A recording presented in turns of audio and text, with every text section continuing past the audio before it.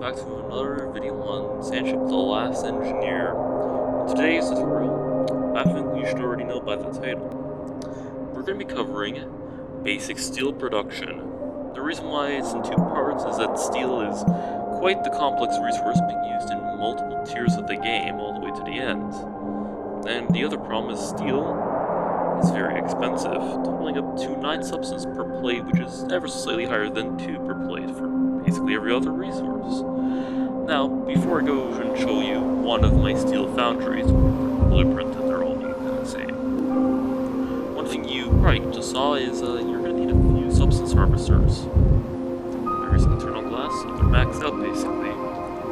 But one quick thing before I show you the foundries, is I'm going to show you my old foundry. So, here's the old foundry. Sorry, it's just an image. I did erase it for the new one, back when I had way less stuff available. But as you can see here, it was a 2 to 2, even though iron should be 2 to... or 2... 1 synthesizer can supply 2 mixers. Well, one of iron, but carbon can do 3. Technically 4, although you might have some rounding errors, which is a whole other story. But besides this, you can also do all your steel production in one building and just switch out which one, like, what do you want to do per, like, thing. The reason why I don't recommend doing this is that, as you can see here, you pretty quickly run out of space to do anything. And if you're not scared to touch importers, it's not going to be nearly as challenging as you think. So without further ado, let's check out my new and improved steel foundry. Oh, hold on, it has to buffer or else I crash the game. There we go. So, here is a new steel foundry the new steel foundry design that I had. Now, one thing I like to do with all my builds, for gearboxes, is make sure that all the tech used in them is relative to their level in the game. So, for example, here with steel, there's only early game stuff available. I think importers and underground belts might be level 4, but you can only make steel plates at level 3 anyway, so who cares? This design produces 5 plates per second, which doesn't sound like much, and it isn't. Steel's just that expensive. As you can see here, I have the almost perfect ratio of 2 to 4. Plus it looks better as a 2 to 3.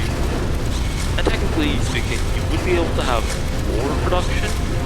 The only problem is that, well, you can only have 5 synthesizers per building. Any more and the game gets mad at you. So, keep that in mind when designing your factories. That actually comes up in my gearbox factory. Yes, breadbox. Regardless, here's the first distillery. Simply produces rods, gears, and springs. Oh, coils. I guess springs are coils. You know what I mean. I had barrels here originally with a splitter, just like at the top, but flipped.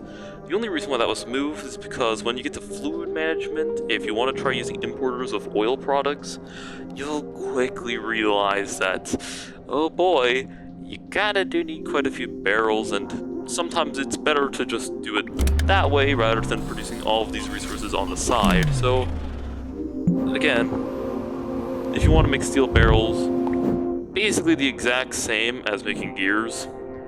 You just change the recipe. Easy enough. And for the final part, distillery part 2. Now I know this probably looks very intimidating, but in reality, it just produces chains and pipes